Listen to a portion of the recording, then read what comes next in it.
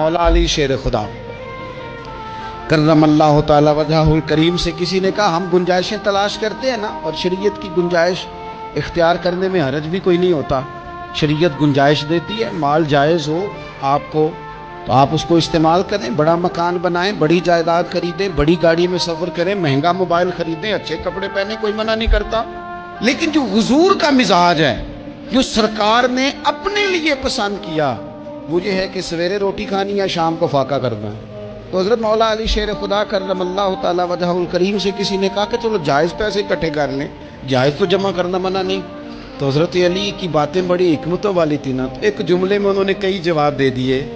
کہنے لگے میاں مال حرام ہو تو عذاب ہوتا ہے، حلال ہو تو حساب ہوتا ہے، لہٰذا ہم دونوں کام ہی نہیں کرتے، نہ ادھر جاتے ہیں نہ ادھر جاتے ہیں. جمع کرنے کی حاجت کیا ہے؟ دنیا اتنی سجا لینا، اتنی سوار لینا.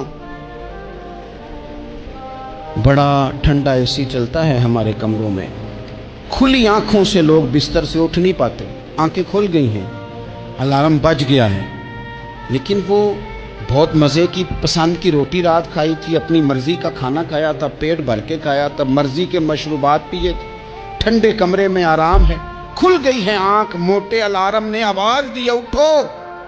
لیکن یہ غفلت ہے نا، دنیا جمع کر لی ہے نا ساری.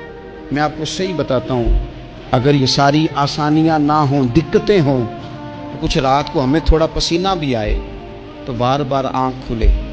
یہ مچھر کبھی نہ سونے دے تو بار بار آنکھ کھلے.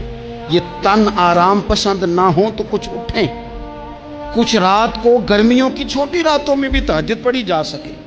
لیکن اقبال کہتے ہیں لہو مجھ کو رلاتی ہے جوانوں کی تن آسانی.